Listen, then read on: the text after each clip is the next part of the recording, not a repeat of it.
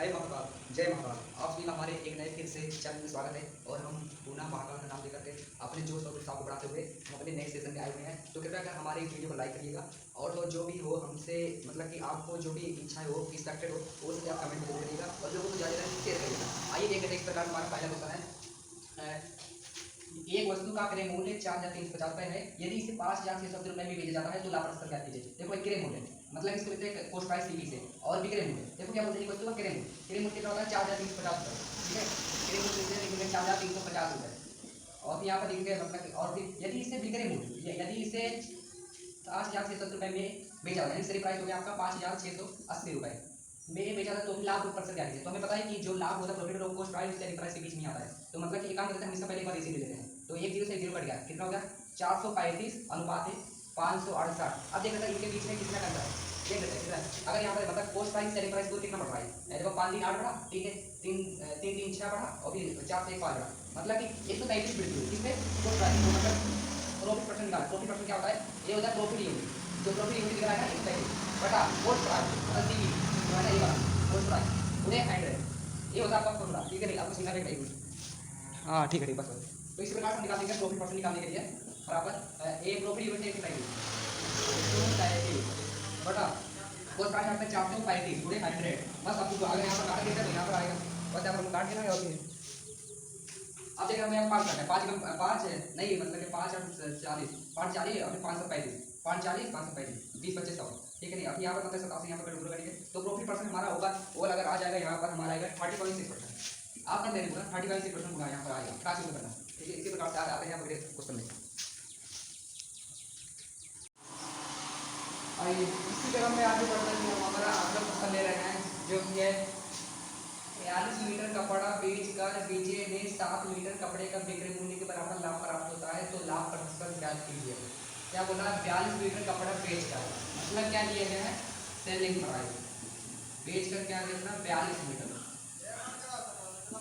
Selling price है 42 metre कपड़ा बेचकर बीजे ने 7 मीटर कपड़े का विक्रय मूल्य के बराबर लाभ प्राप्त किया मतलब 7 मतलब प्रॉफिट दिया गया है।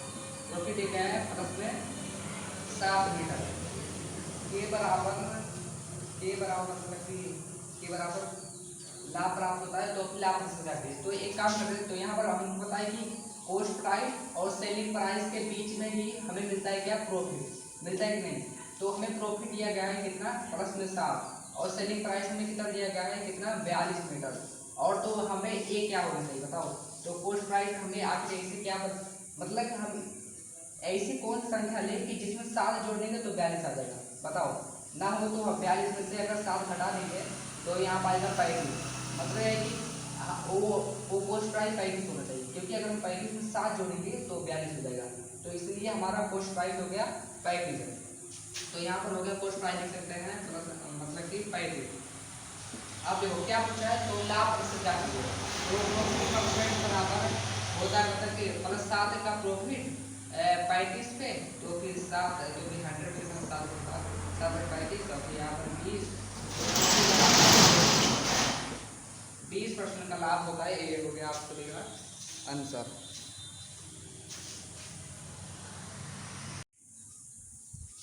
आइए चलते हैं तो इसी क्रम में आगे बढ़ते हुए अगला क्वेश्चन लेते हैं। दिए गए 8 वस्तुओं को बेचने पर एक दुकानदार को 8 वस्तुओं को बेचने पर एक दुकानदार को 2 वस्तुओं के बराबर बिक्री मूल्य के बराबर लाभ होता है तो दुकानदार का लाभ कितना है। तो हमें दिया गया है सेलिंग प्राइस 8 वस्तुओं को बेचने पर प्रॉफिट होता है हमें 2 वस्तुओं का लाभ होता है तो फिर दुकानदार का मतलब कि लाभ कितना है। तो फिर इसके लिए हमें पता है कि जो लाभ निकालते हैं वो कॉस्ट प्राइस का है तो हमें पहले कॉस्ट प्राइस का तो पता है कि मतलब कि जो भी मतलब जो कॉस्ट प्राइस है सेलिंग प्राइस होता है उसके बीच में हमें निकलता है प्रॉफिट। तो प्रॉफिट कितना दिया गया है 2 यूनिट और सेलिंग प्राइस कितना दिया है 8। तो मतलब कि यहाँ पर ऐसा क्या चीज़ जोड़ा गया था, इसमें ऐसा क्या चीज़ जोड़ा गया था कि यहाँ से बढ़कर 8 हो गया। तो 6 में 2 ही जोड़ेंगे तो फिर 8 हो जाएगा ना कि नहीं, सही बोलने की नहीं। ये है हमारा प्रॉफिट। अगर हम 6 में 2 जोड़कर 8 तो मतलब कि हमारा कॉस्ट प्राइस भी हमारा निकल गया बराबर 6 होगा तो हमारा लाभ प्रतिशत निकाला है।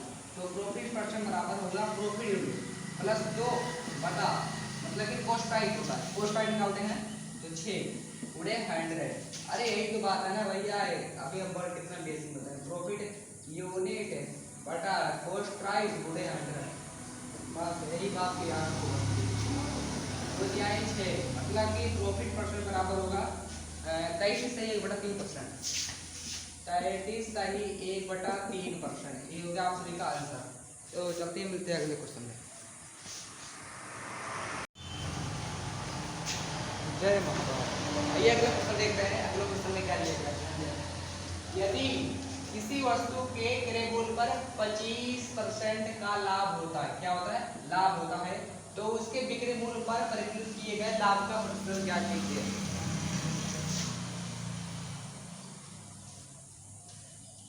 अरे बहुत सरल है, 25% कौन नहीं छोड़ पाएगा। क्या करना है, 25% जानते हैं होता है 25/100, बोले तो 1/4। देखो 25% क्या है, लाभ है, मतलब कि प्लस में होगा, मतलब कि आगे जाके 5/4 होगा। ये होगा आपका कॉस्ट प्राइस, ये होगा आपका सेलिंग प्राइस। तो मतलब कि उसका लाभ का प्रतिशत क्या करना है, तो ये क्या करते हैं, कॉस्ट प्राइस और सेलिंग प्राइस का एक अनुपात लेते हैं। यहाँ पर 4 होगा और यहाँ पर होगा 5, तो लाभ परसेंट मतलब 4 से 5 गया प्लस 1, तो लाभ परसेंट मतलब कि प्रॉफिट परसेंट निकालने के लिए प्लस 1/4, तो 100 में कितना होगा, तो प्रॉफिट आएगा, तो उसका लाभ परसेंट, उसका लाभ परसेंट।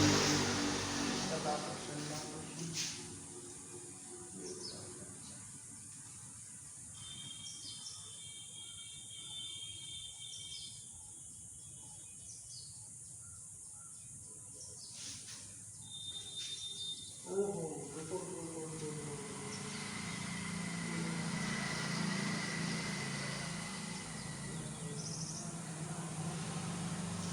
एक और देखते हैं, यदि किसी वस्तु के क्रय मूल्य पर 25% का लाभ होता है, क्रय मूल्य पर 25% लाभ होता है, तो उसका विक्रय मूल्य पर परिकलित किए गए लाभ पर विक्रय मूल्य पर क्या करना है भाइयों, विक्रय मूल्य पर क्या करना है, तो मतलब कि विक्रय मूल्य कितना है हमारा, मतलब कि 5 है। हाँ, विक्रय मूल्य पर क्या करना है, तो विक्रय मूल्य यहाँ पर 5 है, तो मतलब कुछ करना नहीं है, बट वही विक्रय मूल्य पर मतलब कि कहते हैं ना, मतलब कि सबसे यहाँ पर 5 6, सबसे यहाँ 5 6 होना चाहिए, क्योंकि बिक्री मूल्य पर होता है तो ये होगा 5 6, कॉस्ट प्राइस अच्छी होगा, तो बिक्री मूल्य पर क्या होगा 1/5, तो फिर 100 कितना प्रॉफिट परसेंट, प्रॉफिट होगा 20%, ये होगा डैट इज योर आंसर।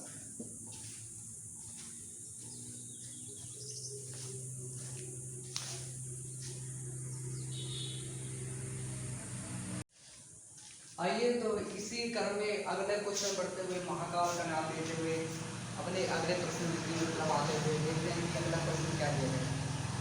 एक वस्तु को 1032 रुपए में बेचने पर होने वाला लाभ और उसी वस्तु को 648 रुपए में बेचने पर होने वाली हानि के बराबर है, ठीक है। तो यदि लाभ 30% है, तो वस्तु का विक्रय मूल्य क्या होना चाहिए। तो ऐसे अगर स्थिति है तो हमें क्या करना चाहिए, सबसे पहले क्रय मूल्य करना चाहिए। तो कॉस्ट प्राइस होगा क्या होगा, प्रॉफिट प्लस में लॉस बटा 2, इसका एवरेज निकालेंगे, ठीक है। तो कॉस्ट प्राइस बराबर होगा एक वस्तु को 1032 रुपए में बेचने पर होने वाला लाभ, कितने रुपए में, 1032 रुपए में बेचने पर होने वाला लाभ, और उसी वस्तु को 648 रुपए में होने वाली हानि, लॉस कितने हैं 648, इसका एवरेज निकालेंगे बटा 2, औसत निकालते हैं। 8 2 10 का जो हासिल है 4 3 7 1 8, 8 2 10 0 यहाँ पर है, और फिर 4 3 7 1 8 10 का 16 16 80 बटा 2, तो कॉस्ट प्राइस आएगा 2 8 16 2 4 8 840 रुपए हमारा आएगा क्रय मूल्य, ओके। 840 रुपए हमारा क्रय मूल्य आ गया।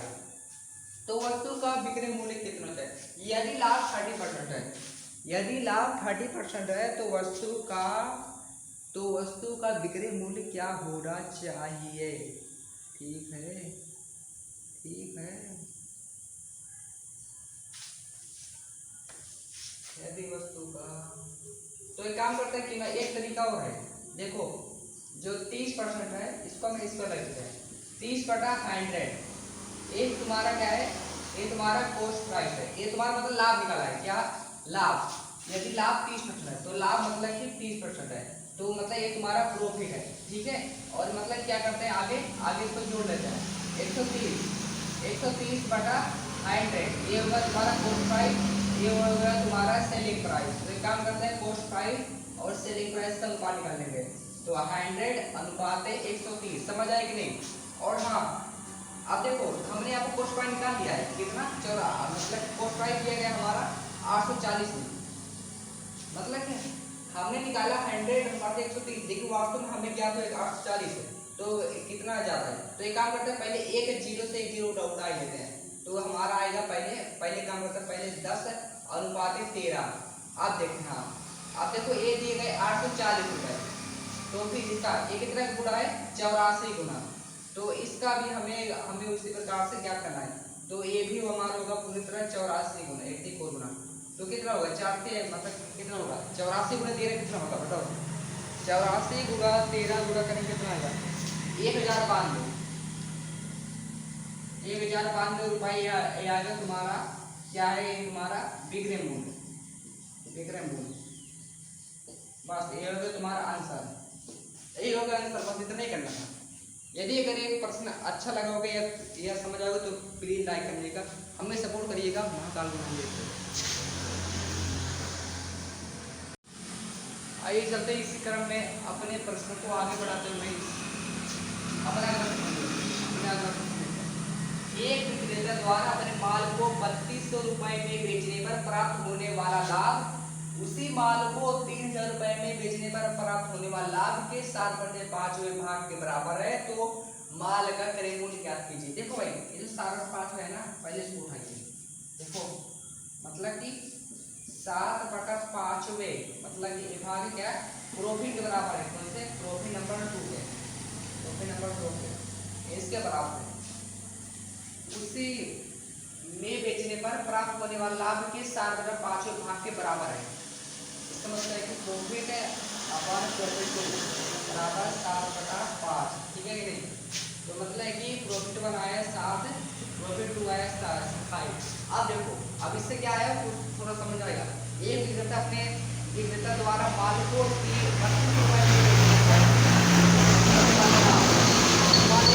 इसका कोस्ट प्राइस था, है ना। तो इसने प्रॉफिट 1 पर पहले बेचा, फिर इसने प्रॉफिट 2 पर बेचा। इसको जब इसने प्रॉफिट 2 पर बेचा तो इसकी सेलिंग प्राइस हुई कितनी, एक बार तो 3200 रुपए हुई, 3200 रुपए हुई। और फिर एक बार जब इसने फिर प्रॉफिट 2 पे पर बेचा तो इसको 3000 रुपए प्राप्त, सेलिंग प्राइस हुई उसकी 3000 रुपए में बेचने पर होने वाला लाभ है 7/5 बराबर है। तो माल का क्रय मूल्य ज्ञात कीजिए, क्रय मूल्य ही लाभ ज्ञात करना है। तो देखो प्रॉफिट 1 हमारा 7 है, तो 7 यूनिट, ये है हमारा 5 यूनिट, ठीक है कि नहीं। अब देख लेते हैं कि सेलिंग प्राइस यहाँ पर सर हमें एक प्रॉफिट निकलेंगे नहीं, ये मेन प्रॉफिट नहीं, कॉमन है, कॉमन प्रॉफिट वही है, कितना यूनिट है देखो भाई, कितने सेलिंग प्राइस। आप देखो इन दोनों को मतलब कि कह सकते हैं, हाँ इन दोनों का 200 है ना, 240 में प्रॉफिट है। एक सेलिंग प्राइस दूसरे प्राइस को मतलब कि कितना हो गया, एक सेलिंग प्राइस मतलब कितने यूनिट, एक और एक दो यूनिट, मतलब कि 2 सेलिंग प्राइस कितना है, 2 सेलिंग प्राइस में 200 फायदा, तो एक यूनिट में कितना फायदा, 100 का, ठीक है, एक यूनिट में 100 फायदा। आप देखो वही चीज हम यहाँ पर करेंगे, यहाँ पर भी हम करेंगे 100 से गुणा, यहाँ पर भी करेंगे 100 से गुणा, तो यहाँ पर आएगा मतलब कितना आएगा, 100 गुणा आएंगे हमारा आएगा 500, ठीक है। यहाँ पर 100 गुणा करेंगे तो हमारा आएगा 700। अब समझ आएगा नहीं, इससे क्या समझ आए कि मैंने आपको बताया था कि जो भी मतलब कि कॉस्ट प्राइस होता है और जो सेलिंग प्राइस होता है उसके बीच में निकलता है क्या, प्रॉफिट। मान लो कि प्रॉफिट आपको दिया गया 2 और सेलिंग प्राइस दिया गया 5, तो ये तुम्हारा कॉस्ट प्राइस 3 हो कि नहीं। अगर तुम्हारा सेलिंग प्राइस 5 दिया गया है, प्रॉफिट 2 दिया है, तो तुम्हारा कॉस्ट प्राइस 3 होगा कि नहीं, क्योंकि 3 में 2 ही की वृद्धि हुई तभी तो ये 5 हुआ कि नहीं। बस वही कॉन्सेप्ट यहाँ पर भी है कि आप देखो यहाँ पर कुछ करना नहीं है, यहाँ पर 2500 यहाँ पर आ जाएगा, क्योंकि ना हो तो अगर इसमें से अगर इसको हटा देंगे तो यहाँ पर आएगा 2500, और मैथ लगा कर देखो वो ज़्यादा देखो, नहीं तो अगर इसको में से अगर यहाँ पर हटाओगे तो भी 2500 हो जाएगा। तो ये तुम्हारा आ गया आंसर, अर्थात कॉस्ट प्राइस बराबर होगा 2500। That is your answer. Okay, मिलते हैं अगले क्वेश्चन में।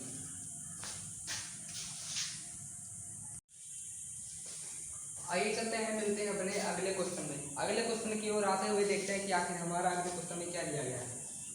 देखो, यदि 11 संतरे 10 रुपए में खरीदे जाते हैं और 11 रुपए में 10 संतरे की दर से बेचे जाते हैं तो लाभ या हानि प्रतिशत ज्ञात कीजिए। तो एक काम कर लेते हैं, हम एक तरफ लिख देते हैं रुपए और एक तरफ लिख देते हैं संतरे, क्योंकि हम हमेशा रुपए को प्राथमिकता देते हैं, इसलिए रुपए को हमने आगे लिखा। तो देखो पहले देखो कहाँ लिखा 10 रुपए, 10 रुपए की बात की है, फिर मतलब आगे क्या होता है 11 संतरे, मतलब कि पहले दिया गया 10 रुपए में 11 10 रुपए में 11 संतरे खरीदे जाते हैं और आगे दिया 11 रुपए में 10 संतरे की दर से बेचे जाते हैं। 11 रुपए में 10 संतरे की दर से बेचे जाते हैं। देखो तुमने एक चीज ध्यान दिया होगा, पहले क्या कहा था कि यदि 11 संतरे 10 रुपए में खरीदे जाते हैं, मतलब कि तुम्हारी कॉस्ट प्राइस बात कर रहा है। और आगे बात कर रहा है कि यदि 11 रुपए में 10 संतरे की दर से बेचे जाते हैं, तुम्हारा सेलिंग प्राइस की बात कर रहा है। ठीक है, अब देखो ध्यान दो, कुछ करना नहीं है, तो हम इसके लिए हमेशा एक चीज यहाँ हमें ध्यान देना पड़ेगा, हम पैसे को बराबर नहीं करेंगे, जो वस्तु है उसको हमेशा बराबर करेंगे, जो संतरे है उसको हम हमेशा बराबर करेंगे, भले उसका दाम चाहे जितना बड़े घटे उसका मतलब नहीं है, लेकिन हमें वस्तु भैया हमेशा ही तौल मार के हमें बराबरी में चाहिए, तो बराबरी में चाहिए। ठीक है, तो इसके लिए हम एक काम करते हैं कि इसको बराबर करने के लिए यहाँ से 11 गुणा 110 बनाएंगे, यहाँ पर भी 110 बनाएंगे। तो जब हमने यहाँ से गुणा किया 11 से, तो यहाँ पर भी हमें 11 से गुणा करना पड़ेगा। तो इसी प्रकार जब हमने यहाँ पर भी 10 से गुणा किया तो हमें यहाँ पर भी 10 से गुणा करना पड़ेगा। तो बताओ कितना हो जाएगा। तो 10 में यहाँ पर हो जाएगा हमारा, ये हो जाएगा हमारे यहाँ पर 10 में 100 और ये होगा हमारा 121। ये तुम्हारा क्या था, मतलब क्या था, ये तुम्हारा था कॉस्ट प्राइस और ये था तुम्हारा सेलिंग प्राइस। ठीक है, आप बोल रहे हैं तो फिर लाभ या हानि प्रतिशत के लिए, तो हम देख लेते हैं कि आखिर इनमें कॉस्ट प्राइस और सेलिंग प्राइस के बीच हमें कितना प्रॉफिट आया है। तो देख लेते हैं कितना ये प्रॉफिट आया। 100 से मतलब कॉस्ट प्राइस 100 से 121 हुआ, कितने की वृद्धि हुई 21 की। तो बस वही बराबर है कि प्रॉफिट बराबर प्लस 21, हानि प्रतिशत क्या कीजिए। तो ये काम करते हैं, प्रॉफिट परसेंट बराबर होता है, भाई प्रॉफिट हुआ है क्योंकि कॉस्ट प्राइस से ज्यादा सेलिंग प्राइस है, तो 21 की वृद्धि हुई 100, कॉस्ट प्राइस निकालते हैं तो बेटा 100 पे कितना होगा, ये चीज हम याद रखना। तो 100 से 100 कट गया तो प्रॉफिट बराबर 21%। ये हो गया आपका आंसर डायरेक्ट। यदि अगर वीडियो को अच्छा होगा तो हमारे चैनल को लाइक और सब्सक्राइब करेगा और दोस्तों को जरूर शेयर करिएगा, और यहाँ पर कोई भी डाउट हो तो अवश्य कमेंट करिएगा। जय हिंद।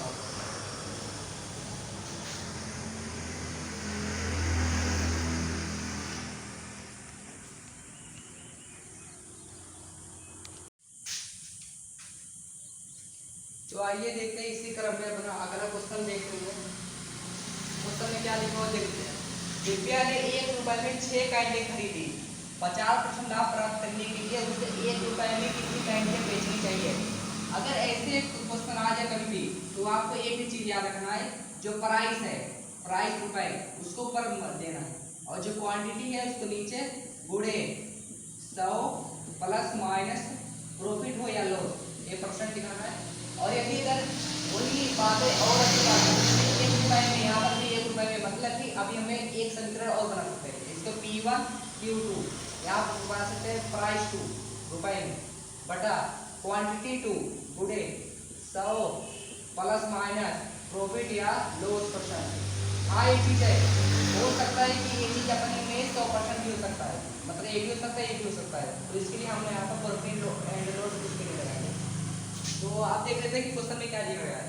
दिव्या ने 1 रुपए में 6 कैंडी खरीदी, मतलब क्या किया, 1 रुपए में क्वांटिटी कितनी है 6 कैंडी खरीदे। फिर यहाँ पर कोड विराम आ गया, कोड विराम मतलब क्या मतलब ये अपने में 100% हो गए यहाँ पर। अब देखो, अब आगे देखो क्या पड़ा, 50% का लाभ प्राप्त करने के लिए, मतलब है कि यहाँ पर जो क्वांटिटी होगा और जो प्राइस होगा वो तो होगा ही, लेकिन ये बोल रहा है कि तुम 50% लाभ प्राप्त करेंगे, मतलब कि 100 प्लस 50, ठीक है, 100 प्लस 50 मतलब 50% का लाभ प्राप्त करने के लिए उसे 1 रुपए में, आप देखो पता है ना कितने रुपए में, 1 रुपए में, पता चल गया।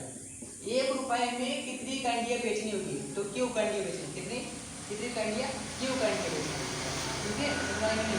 यही सूत्र का हमें लगाया है, हमने अभी तक यही फॉर्मूला का इस्तेमाल किया है। इसी सूत्र के हिसाब से हमें एक प्रश्न लग रहा है, ये हमारा आएगा सेविंग प्राइस। तो यहाँ पर आएगा 1 रुपए में। आप देखो यहाँ पर कितना होगा, मतलब कि तो 1/600 नहीं 1 मिनट 600% बराबर 1/1 और लिख देते हैं, क्यों बोले 150%।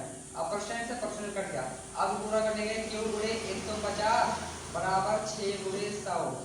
तो क्वांटिटी क्या करनी थी ना, 6 गुणे 100 बटा 150, 0 से 0 कट गया, 3 से 3 बचे 15, 3 दूनी 6, 5 दूनी 10, 2 दूनी 4, मतलब 4 कैंडियाँ, कितनी 4 कैंडियाँ,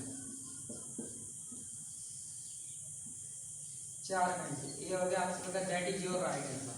ओके, यदि अगर वीडियो अच्छा लाइक करना होगा, यदि अगर आपको वीडियो लाइक करने का मन कर रहा हो तो कर दीजिएगा, आप सभी से विनर में गुजारिश है।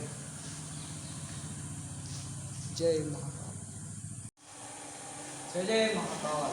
इसी क्रम में अगला क्वेश्चन बढ़ते हुए आइए देखते हैं।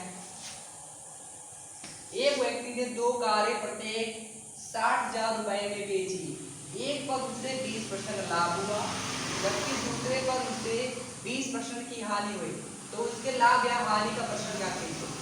तो अरे भाई क्या करना है, देखो 20% का लाभ 20% की हानि, तो यही लगाना है कि मतलब कि यही लगाना x plus x minus Y और फिर माइनस में एक्स वाई बटा 100, यही लगाना है।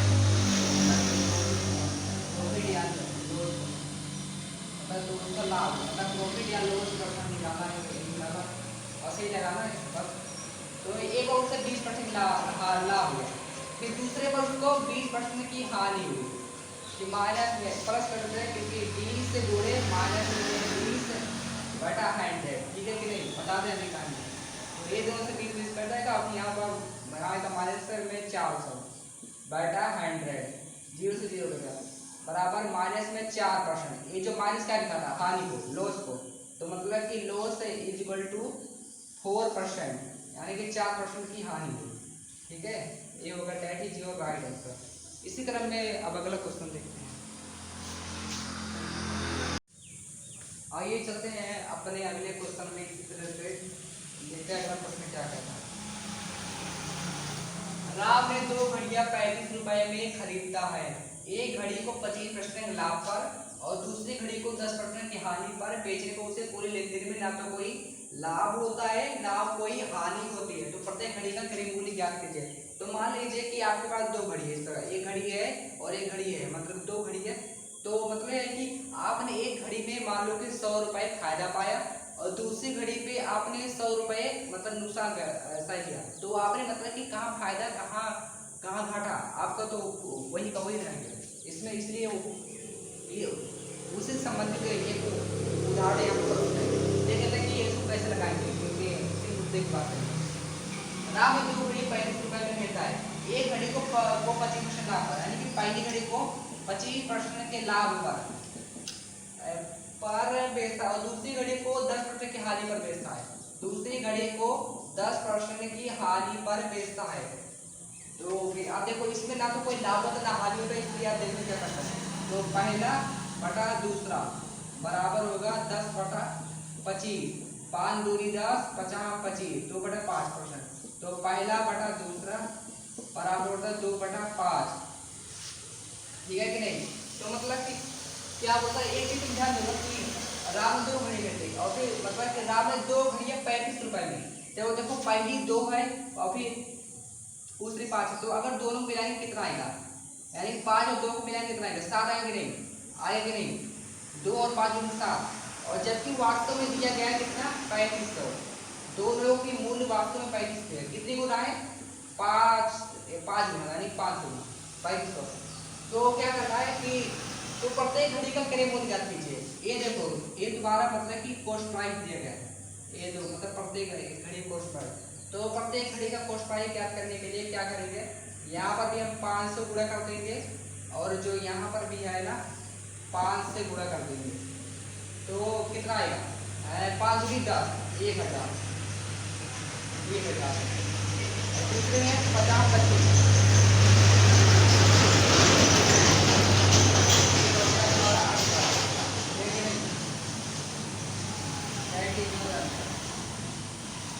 एक बार दो रन करो उसका।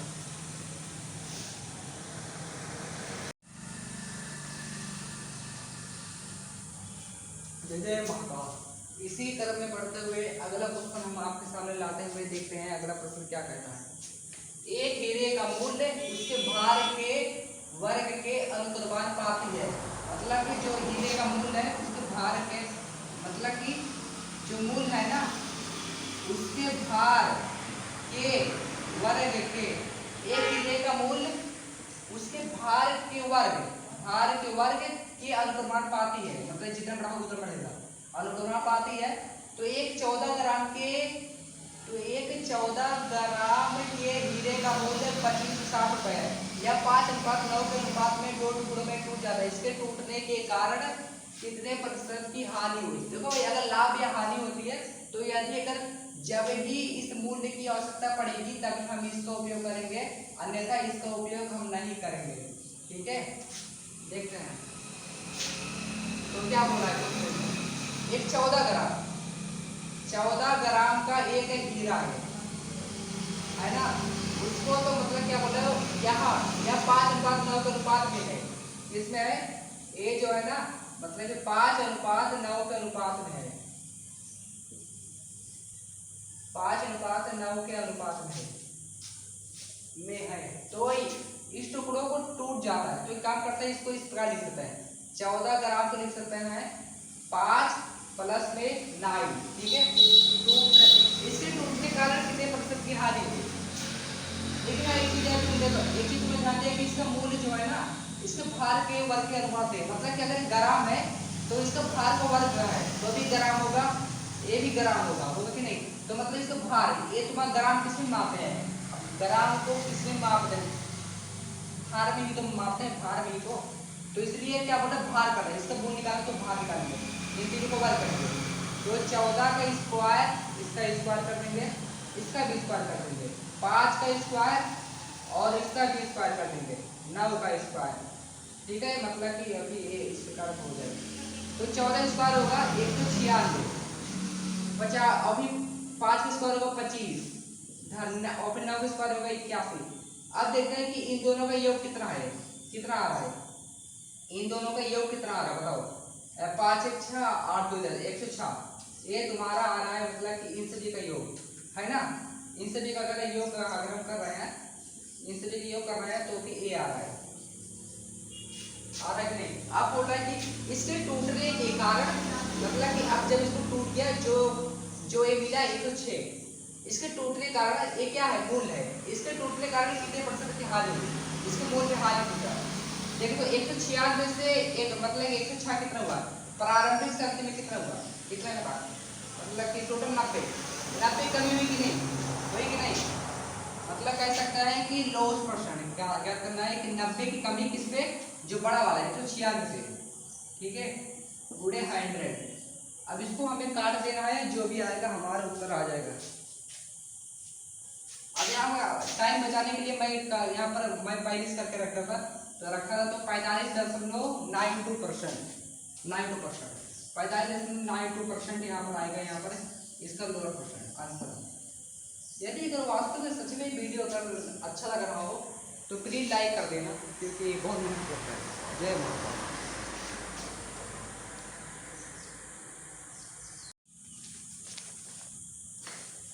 जय महाकाल।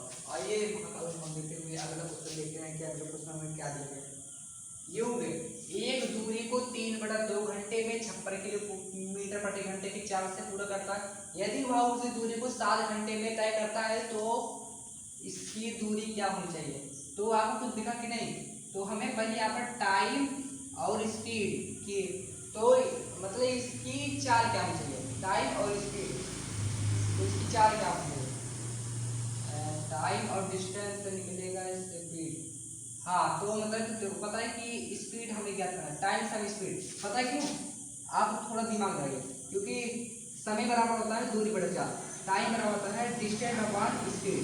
अब पता है कि जो टाइम है व्युत्क्रमानुपाती होता है 1/s। ये हमने देखा डेरिवेटिव, हमको इससे क्या लेना देना, अभी हम बताते हैं कि इससे क्या लेना देना है। बहुत कारगर है वास्तव में, अभी बताएंगे। तो ये बताओ, अब यहाँ पर देखो, ये भी एक दूरी को 3/2 घंटे में, यहाँ पर ध्यान दो 3/2 घंटे में क्या है, टाइम है कि नहीं, समय कि नहीं। तो बताओ कि यहाँ पर हमने यहाँ पहले समय और मतलब t1 और फिर समय t2 का अनुपात ले लेंगे, ठीक है। समय 3/2 घंटे, यहाँ पर 3/2 घंटे और फिर एक और देखो 7 घंटे, देखो अनुपात है 7 घंटे। अब देखो अभी हमें टाइम बनाएंगे, तो यहाँ पर दो, यहाँ पर एक बना था, 2 गुणा जाएगा तो 3 अनुपात 14 होगा। तो पता है कि स्पीड क्या होगा, मानी क्या होता है, अगर टाइम जो है उसका उल्टा स्पीड होगा और जो स्पीड है उसका उल्टा टाइम होगा, ये दोनों एक दूसरे के उल्टे होते हैं। तो मतलब कि स्पीड होगा, अगर टाइम 3/14 है तो स्पीड 14/3 होगा। कैसे बंद हो गया भाई, चलो ठीक है, दिख रहा है 14/3, ठीक है। अब बोल रहा है कि और यहाँ पर एक दूरी दी गई 56 किलोमीटर, मतलब कि यहाँ पर दिए गए है 56 किलोमीटर प्रति घंटा एक चाल दी हुई है, ठीक है कि नहीं। कितना गुना है, 4 गुना। तो फिर हमें क्या ज्ञात करना था, तो फिर इसकी चाल ज्ञात कीजिए, तो चाल, इसकी चाल ज्ञात करनी। तो यहाँ पर फिर 4 से गुणा कर देंगे, 4 के 12 किलोमीटर प्रति घंटा, ठीक है। मैं समझ लेता हूँ, देखो बहुत सरल था, कुछ करने नहीं था। हमने पहले दोनों टाइम का अनुपात ले लिया, 3/2 3/2/7। तो हमने पूरा पहले मतलब 2 उधर 14 होते 3/14। तो हमने बताया कि समय मतलब कि स्पीड के व्युत्क्रमानुपाती होता है, तो मतलब स्पीड हमने इसको पहले 14/3 कर दिया। अब हमें पता है कि एक स्पीड दी गई है 56 किलोमीटर प्रति घंटा है, 14 की दी गई 56 किलोमीटर प्रति घंटा। 3 की बात करनी थी, तो 14 से 56 4 गुना, तो 3 से 12 भी 4 गुना ही होना चाहिए, ठीक है। तो बस आज के लिए इतना ही काफ़ी है।